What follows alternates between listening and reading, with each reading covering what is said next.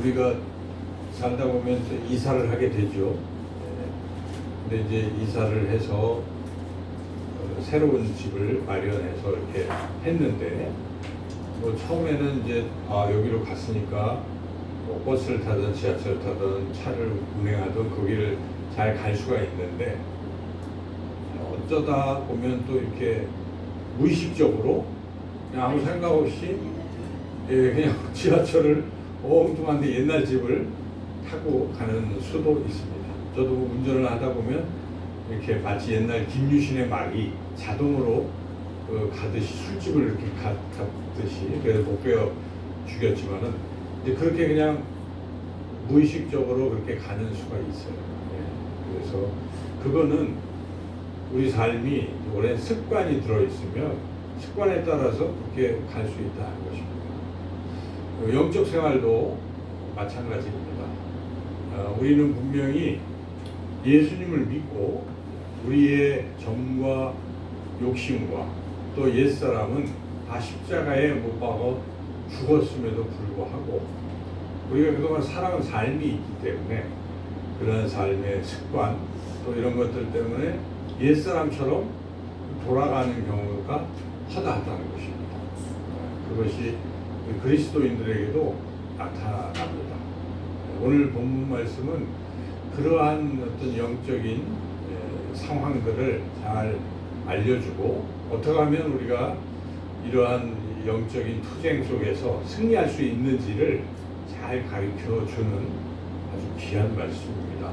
그래서 설교 제목이 이 본문 전체를 잘 요약하는데, 여러분이 한번 주보에 제목을 보셨으면 같이 한번 읽겠습니다. 나는 죽고 성령으로 사는 삶. 이게 우리가 이 세상을 살아가며 저 천국을 향해 가는 그 길의 그 방법이라는 것입니다. 내가 죽고 성령으로 사는 삶이라 하는 것이죠. 그래서 오늘 이 본문에서 우리가 어떻게 하면 그렇게 영적 승리를 할 수 있는지, 맨 먼저 우리가 해야 될 일은 내가 이미 십자가에서 죽었다 하는 것을 항상 선포하라는 것입니다. 선포하고 살아야 된다는 것이죠. 아까 제가 이사 뭐 이렇게 예화를 들었는데 실수로 갈 수 있잖아요. 옛날 집으로. 그럴 때 거기서 나는 새로운 집에 살 자격이 없어. 나는 너무 이거 안 되겠어 하고 울고 자포자기 한 사람들은 없잖아요. 아이고 빨리 새 집에 가야지 하고 정신 차리고 가는 것처럼 우리가 살면서 이런저런 실수를 하고 옛사람이 되살아나고 했다고 해서 나는 안 되나 봐, 나는 구원 못 받았나 봐 하고 자포자기 하는 그런 신앙이 아니라 아니 잘못했는데 나는 하나님의 자녀인데 하고 다시 나의 옛사람이 이미 죽었어 하고 그거를 선포할 수 있어야 된다는 것입니다. 이것이 첫 번째 단계입니다. 그 영적 이 여정에서 승리할 수 있는 길은 나는 이미 십자가에 죽었다는 것을 선포하라는 것인데요. 오늘 이 본문에서 순서가 맨 마지막이긴 한데 사도 바울은 그렇게 하라고 우리에게 분명히 말씀하고 있습니다. 24절 같이 한번 읽어보겠습니다. 그리스도 예수의 사람들은 육체와 함께 그 정욕과 탐심을 십자가에 못 박아내니라. 이것은 우리가 뭐 그렇게 못 박겠다고 노력하고 하라는 뜻이 아니라 네가 그리스도 예수의 사람이라면 너의 정체성은 그런 것이다. 너는 그러한 존재라 하는 것을 우리에게 알려주는 것이에요. 이 정체성은 우리가 그런 사람이라는 것입니다. 내가 그리스도인이라면 나는 이미 나의 옛사람은 십자가에 못 박아 죽었다 하는 것을 우리가 분명히 확신해야 된다는 것이죠. 여러분이 예수님을 믿고 예수님을 영접하고 그리스도인이 되었는데 이제 그것을 교회에서는 의식을 통해서 한 번 더 확인해 주는 게 세례 아닙니까? 세례 때 뭐 합니까? 물 죽이는 거예요. 물속에 푹 들어가서 내가 죽는 거예요. 옛사람이 죽었다는 알려주는 것입니다. 우리는 물론 이걸 이제 이렇게 간단하게 물로 상징적으로 이렇게 하지만 죽었다는 뜻이에요. 그래서 우리가 내가 세례받을 때 과거의 나의 옛사람은 죽었다는 것을 확실히 믿어야 됩니다. 이것은 내가 죽인 게 아니라 예수님이 날 위해서 죽으시고 내가 나의 과거의 옛사람과 함께 죽게 해주셨다는 것입니다.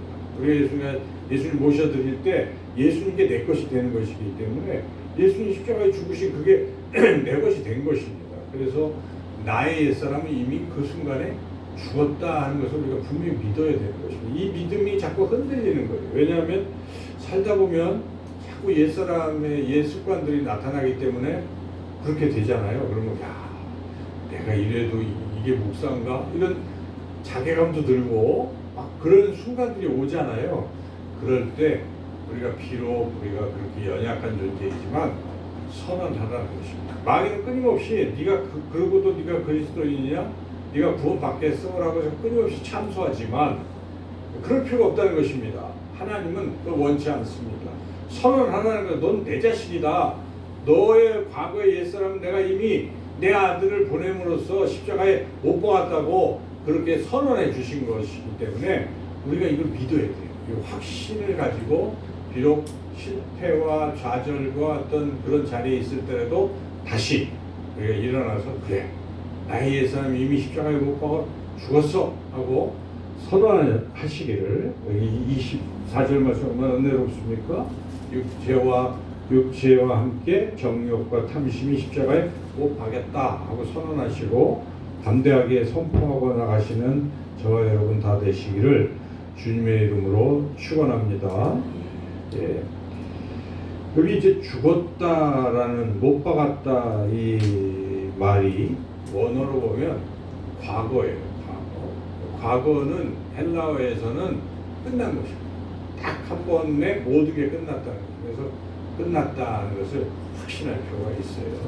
이제 두 번째, 예를 들어서 이런 예를 여러분들이 생각하시면 좋겠는데요.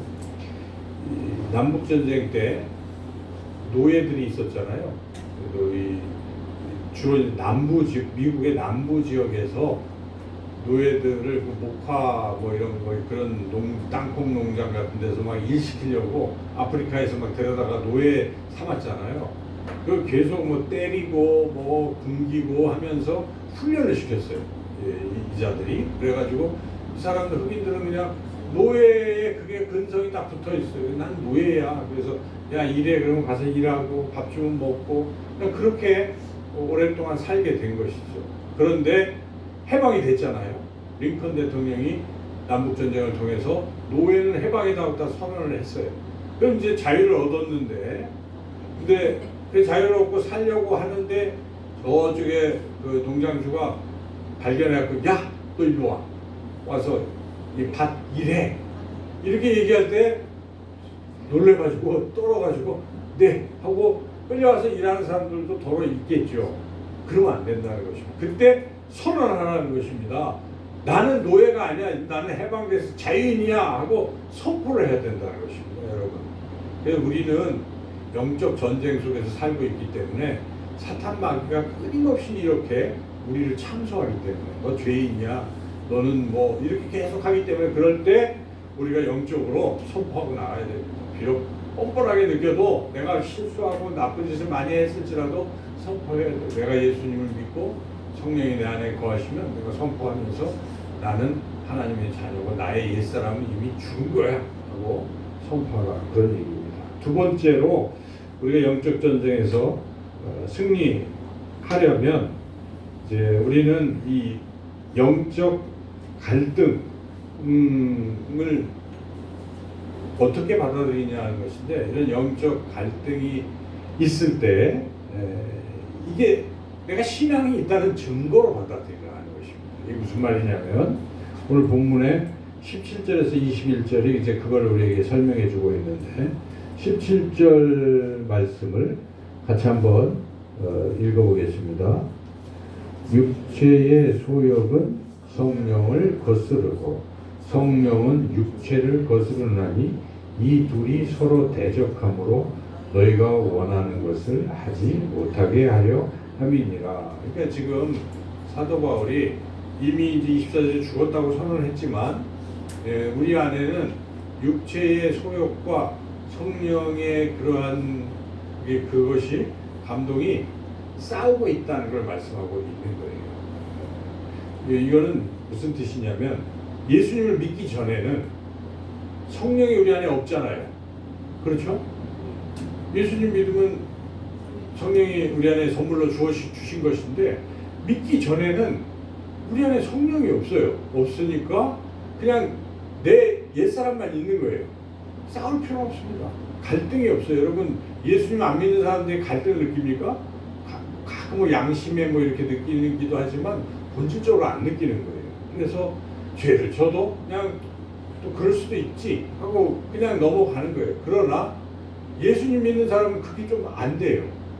그래서 죄를 짓고 나면 이거 좀 잘못했다는 생각이 자꾸 드는 것입니다. 그것은 내 안에 있는 성령께서 그걸 자꾸 생각나게 하는 거예요.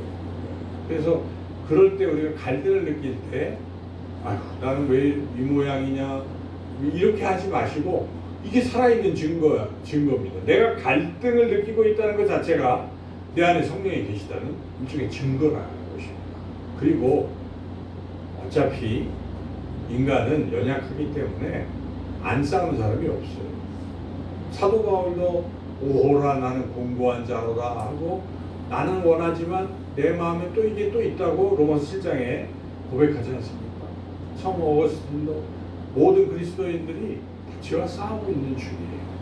그래서 근데 문제는 싸움 중에 이게 잘못했다라고 느끼는 마음, 이러면 안 되겠다 하는 마음이 있고 하는 것은 성령이 계시다는 것입니다. 그래서 내가 영적 갈등을 겪고 있을 때 우리가 너무 좌절하지 마시고 그 하나의 과정인데 내 안에 성령 하나님이 살아계시더라는 증거를 우리가 삼고 다시 한번 일어나야 된다 하는 것이죠. 그래서 여기 이 17절 말씀에 이렇게 서로 싸운다 하는 것을 우리에게 분명히 이야기하고 있습니다. 이걸 우리가 좀 신학적으로 생각을 해본다면 이런 것입니다. 우리는 분명히 옛사람이 죽었다고 선언을 했어요. 그런데 옛사람이 지금 살아있잖아요. 살아날 때도 있고 그러잖아요. 실제 삶에서는 성품도 나오고 말하는 습관도 또 그대로 살아있는데 그거는 이렇게 생각해야 돼요. 이제 독사 한 마리가 있다고 칠 때 이 독사가 이제 우리 죄라고 생각하는 거예요. 거기에 독사의 머리를 짓이겨 버리면 우리 예수님이 뱀의 머리를 짓이기잖아요. 짓이기면 독사는 죽은 거예요. 머리가 짓이겼는데 시간이 걸릴 뿐이죠. 그런데 딱 당장은 안 죽은 것처럼 보입니다. 머리가 짓이겨져도 그 머리 이하에 몸통은 어떻습니까? 움직이고 있는 거예요. 이제 우리가 그런 존재라고 생각하시면 됩니다. 우리는 이미 선고했어요. 우리 옛사람 죽었어요. 그런데 이런 옛사람의 흔적들이 있다는 거예요, 우리에게. 그래서 꿈틀거리고 있다. 우리가 이렇게 생각해야 돼요. 그 꿈틀거리는 걸 보고 내가 옛사람이 살았다 이렇게 생각하면 안 됩니다. 그것은 죽은 거예요. 법적으로도 봐도 우리가 판결을 받잖아요. 당신은 무죄 이렇게 선고를 받았는데 그러나 그 어떤 일정 기간은 아직 형을 집행하기 전에 판사가 했지만 실제로 이제 풀려나고 하는 건 좀 시간이 걸릴 수 있잖아요. 그렇게 우리가 생각할 필요가 있습니다. 우리는 틀림없이 우리 옛사람은 죽었어요. 뱀의 머리는 다 짓이겨져서 죽었는데 나머지가 꿈틀거리고 있다는 것입니다. 근데 사도 바울이 이 비유를 꼭 십자가의 비유를 자꾸 이렇게 하는 이유가 있어요. 만약에 그 사형 선고가 그냥 뭐 참수형이면 그냥 거의 그 즉시 죽은 거잖아요. 그런데 십자가형을 가만히 생각해 보면 그 고통과 잔인함이 있지만은 시간이 좀 걸려요. 십자가에 매달리잖아요. 매달리면은 어떤 사람은 며칠 있다가 죽기도 하고 근데 이거는 사도 바울이 이 십자가형을 여기다 비유해 든 것은 당시 1세기에 모든 사람들은 다 알고 있어요. 십자가형이 어떤 것인지. 그 십자가형을 받으면 바로 안 죽는다는 걸 알고 있어요. 시간이. 그러니까 우리가 그런 것처럼 이미 죽은 것이지만 아직 그런 잔재가 우리에게 남아있다. 우리가 이렇게 생각하고 지금 나는 영적인 갈등, 이런 싸움 속에 있구나 이렇게 생각해야 됩니다. 그런데 이 전쟁에서 우리가 자꾸 지고 뭐 이러면 어떤 일들이 일어납니까? 육체의 소욕을 따라서 하는 게 너무 많으면 내 안에 성령이 계신데도 육체를 따라서 너무 많이 살면 육체의 어떤 일들을 하게 된다는 것입니다. 그래서 여기에 육체의 일들이 어떤 것인지를 쭉 설명해 주고 있습니다. 17절부터 18절부터 나오나요? 19절부터 나오는 거예요. 19절부터 21절까지 21절 상반절까지 한번 읽어보겠습니다.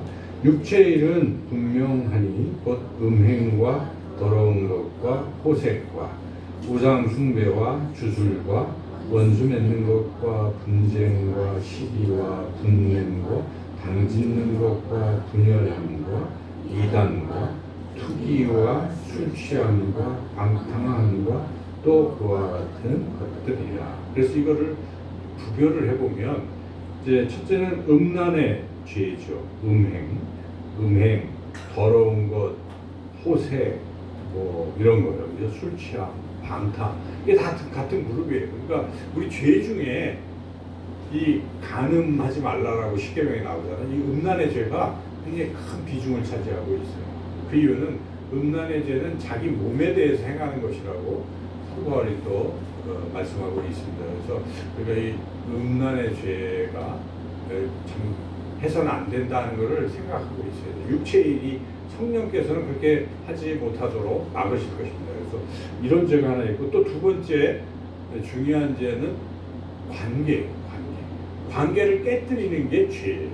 여기 다른 이웃과의 사람들과의 관계를 깨뜨리는 게 큰 죄로 보고 있는 것입니다.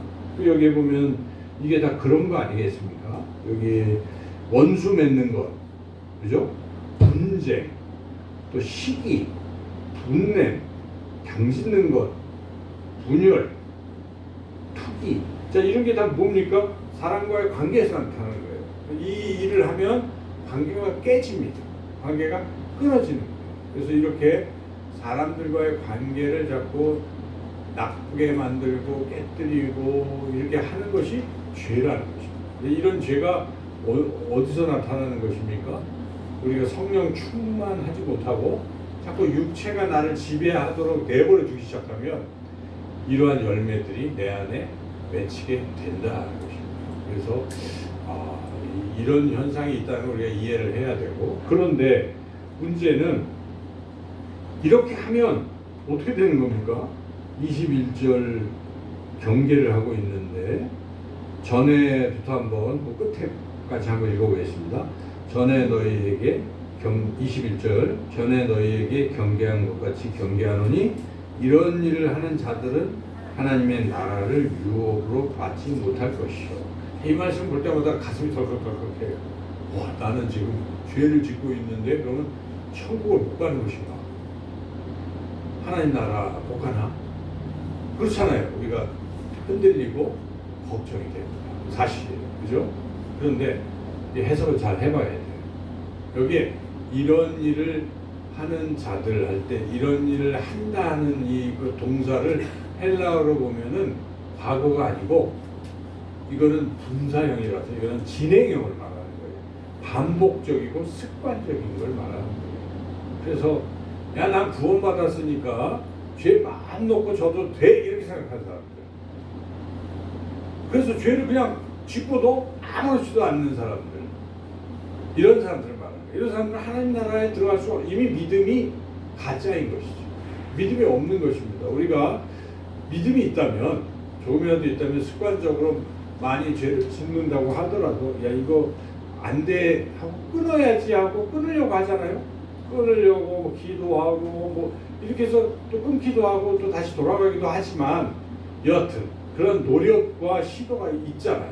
그런데 아예 생각 자체가 괜찮아하는 사람들이 있다는 것입니다. 예수님 믿으면 구원받고 그런 어떤 특정한 종교가 있잖아요. 구원파 같은 특정한 종교에서는 그렇게 얘기합니다. 오히려 죄에 대해서 회개하거나 하면 믿음이 없다고 그렇게 가르치면 완전 잘못된 거 아니겠습니까? 그래서 그거 아닙니다. 우리가 성령이 충만한 사람을 생각해 보면 자꾸 이 죄를 짓잖아요. 특히 습관적인 죄를 짓게 되면 어떻게 됩니까? 하나님과 멀어집니다. 하나님을 대면하기도 싫어지기도 하고 또 두렵기도 하고 그렇게 되는 거예요. 그런데 그래서 이거 안 되겠다. 내가 하나님께 멀어진다는 생각이 들면 이거를 끊으려고 할 거 아니에요. 그래서 이렇게 끊으려고 하는 시도를 하고 있으면 아까 말씀드린 대로 내 안에 성령의 그 소욕과 육체의 소욕이 싸우고 있는 것이기 때문에 그거는 내 안에 성령이 계시다는 것을 증거하고 있는 것입니다. 그러나 전혀 의식하지도 않고 죄를 져도 돼 이거 뭐 계속 아무런 죄책감도 없이 계속 그러고 있다면 하나님 나라 벽으로 받을 수 없다. 그걸 우리에게 가르쳐 주는 것입니다. 저와 여러분이 그런 사람들은 아니잖아요. 실수도 하고 이런저런 우리 인생을 돌이켜보면 실수가 있어요. 많은 또 그러나 그걸 계속 뭐 그렇게 하지는 않습니다. 그리스도 예수의 사람들은 이미 옛사람이 죽었기 때문에 그렇게 할 수도 없어요. 이미 죽었기 때문에 단지 잔재의 습관이 갖고 우리를 그렇게 하는 것입니다. 이제 마지막 세 번째, 그러면 우리는 어떻게 이길 수가 있단 말인가? 내 안에 이렇게 자꾸 육체의 소욕과 성령의 이 두 가지가 싸우는데 나는 어떻게 이겨낼 수 있을까? 마지막 그 방법, 비결을 16절, 우리가 처음 시작한 16절에서 제시하고 있는 것입니다. 16절을 같이 한번 읽어보겠습니다. 내가 이르노니 너희는 성령을 따라 행하라. 그리하면 육체의 욕심을 이루지 아니하리라. 분명히 나와 있잖아요. 우리가 이 육체의 욕심 때문에 참 헤매고 있는데 육체의 욕심을 따르지 않는 방법은 유일한 방법은 성령을 따라가라는 것입니다. 그러니까 하나님께서는 우리가 연약한 걸 알기 때문에 네가 네 힘으로 악을 이겨라고 하지 않습니다. 그 백전백패예요. 내가 그래도 의지가 강하고 나는 거룩한 사람이고 그래서 난 어떻게 하든지 이거 다 뭐 끊고 뭐 이렇게 깨끗하게 살고 막 이렇게 살겠다고 내가 노력하고 자기를 막 잘못된 걸 억누르려고 하고 애를 쓰라는 얘기가 아닙니다. 못하는 거 아십니다. 그렇게 해서는 백전백패예요. 그렇게 하지 말고 그런 거 그냥 내버려 두라는 것입니다. 내버려 두고 뭘 하라는 것입니까? 성령을 따라가라는 것입니다. 근데 성령은 어디 계십니까? 예수님을 믿을 때 우리 안에 성령이 있지 않습니까? 성령이 있어요. 그래서 성령이 나 안에 있다는 걸 느끼게 하고 성령이 나를 막 이렇게 다스릴 수 있게 하는 게 성령 충만이에요. 기도하는 이유는 그거예요. 내 힘으로 이 악을 물리칠 수도 없고 이길 수도 없기 때문에 하나님 저에게 도와주세요 하고 기도하는 게 성령 충만을 위해서 기도하는 것입니다.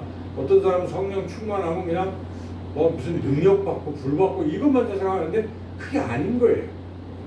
자꾸 그런 식으로 생각하니까 단회적으로 끝나는 것이 무슨 은사 받고 뭐 신비한 일이 일어나고 그게 아니에요. 우리가 자꾸 하나님의 자녀답게 옛사람 죽은 걸 확인해 주시고 살아가게 하는 게 성령 충만입니다. 그렇게 하려면 내 안에 계신 성령이 나를 온전히 다스려야만 가능한 것입니다. 그래서 항상 우리가 그거를 기도해야 돼요. 성령 충만은 내가 충만하자고 해서 되는 게 아니라 충만을 기도해야 돼. 하나님 성령 충만 주세요. 이제 그런 마음을 가지고 성령님이 나를 다 다스려 주세요. 영혼도 또 마음도 온 육체도 다스려 주세요. 간절한 마음을 가지고 성령으로 충만케 해주세요라고 기도하면 그 순간에 성령 충만 받는 거예요. 거기에 무슨 신비한 게 나타나지 않아도 받는 것입니다. 자기가 마음이 간절하고 기도를 했다면 받는 거예요. 그럼 달라지는 것입니다. 미움이 사라지게 되고 또 적극적으로 선한 일을 하게 되고 하는 역사가 일어나는 것입니다. 그래서 내가 하는 게 아니라 성령이 하시는 것입니다. 그래서 오늘 본문에서도 성령의 열매라고 하는 것입니다. 성령의 일이라고 말하지 않지 않습니까? 앞에 육체는 뭐라고 하면 육체의 열매라고 안 합니다. 육체의 일이에요.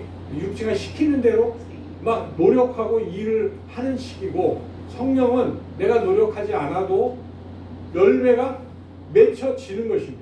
그래서 내가 죄를 억누르려고 노력하지 마시고 그냥 채우는데 노력을 하라는 것입니다. 성령으로 채우는데 충만하게. 그러면 달라져요. 내 안에 성령으로 가득 차면요, 악한 것은 다 떠나죠. 여러분, 어두운 방을 밝히려면 어떻게 해야 되겠어요? 그냥 불만 켜면 밝아지는 것입니다. 내가 노력 안 해도 그와 같이 성령으로 충만케 되기를 사모하시고 성령 충만을 위해서 기도하는 것입니다. 그래서 우리가 그런 기도의 시간이 있을 때마다 성령 충만을 위해서 기도해야 돼요. 그걸 일종의 자동으로 해야 돼요. 성령 충만 당연히 해야 돼요. 그래서 기도의 제목에는 성령으로 충만케 해달라고. 그 장로님 저를 위해서 기도해 너무 감사한데, 성령 충만케 해야 목사가 설교를 성령의 능력으로 하지 않겠습니까? 그렇지 않아요? 여러분들도 성령 충만해야 주님의 일을 기쁨으로 하는 것입니다.